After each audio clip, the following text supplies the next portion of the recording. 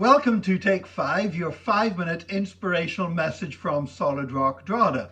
If you were watching yesterday's Take 5, you'll have heard me talking about driverless cars and about the strange incident that happened in San Francisco where 50 driverless cars at a time are congregating in a particular neighborhood and all going down the same dead-end street and having to queue up to do a U-turn.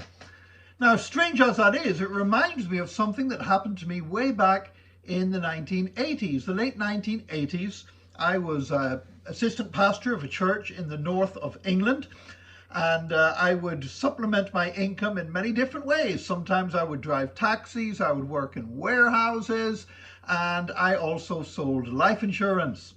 And I was working out of a life insurance based in Widnes in Cheshire. And there's a big chemical plant, big ICI chemical plant. The local rugby league team were nicknamed the Chemics. And the fumes from the local chemical plants was such that people used to say about Widnes that it was the place where people used to go indoors to get a breath of fresh air. But the traffic was awful. And I remember one day I'd been in the office and I'd been there all day long making phone calls, trying to set up appointments to sell people life insurance. And I wanted to get back for a church meeting that night, and I was stuck in this almighty traffic jam. And the cars just weren't moving at all. And then in front of me, I saw this car suddenly pull out and turn down a side street. And I thought, that looks like a guy that knows where he's going. And so I followed him. I thought he must have a shortcut out of this traffic jam. And he did a few more turns and I followed him, and I could see in my mirror that other people were following me. They'd saw me following this other guy, and then they'd said they've got the right idea and they'd come after us. So there's about 20 cars coming after me. And then I followed this guy and he turned down a cul-de-sac.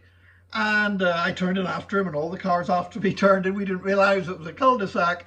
And then he pulled into his own driveway, into his house, and I'm following him. Of course, I'm like, oh boy, what do I do? So I had to do a U-turn at the bottom of the cul-de-sac, but there's 20 cars behind me, all trying to do the same thing, and they're all getting annoyed at me, and they're peeping their horn, and they're giving me the finger and everything else. And I'm saying, look, it's not my fault. You know, I didn't make this happen. I followed him, and you're following me. You're just doing the same thing that I did, and yet you're getting all annoyed at me. You see, sometimes we do that. We look for somebody to blame in a situation. Now, I had nobody to blame in that situation. You know, the guy in front of me, he was just going home. That's all he was doing. And I made a decision to follow him, and that delayed me, and that made me even later getting back and getting to the church service that evening. But the people behind me were trying to blame me for it, when again, it was their decision. They didn't know where I was going. They just went after me and just followed blindly. You see, so often we get ourselves into a mess because we follow somebody else blindly. Now, okay, sometimes it's people that are deliberately trying to deceive us. Sometimes it's people that deliberately lead others astray.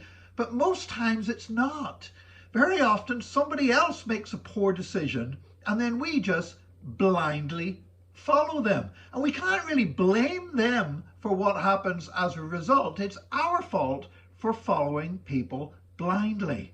Because I've discovered that there's only one person in this entire universe that I can really follow without question, and that is Jesus Christ.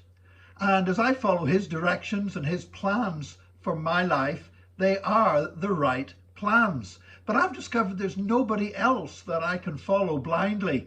Even the people that I have most trusted in my life have sometimes made poor decisions. And if I had followed them, I would have been in a big mess.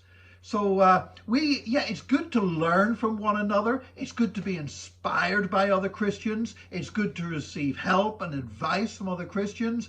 But in the end, the one that we've truly got to follow is Jesus Christ himself. He is the captain of our souls. He is our leader, and we need to follow him with obedience and with loyalty, and he will never take us down a dead end in Jesus' name. May God bless you today, and join us again next time for another Take 5, your 5-minute inspirational message from Solid Rock Drogheda.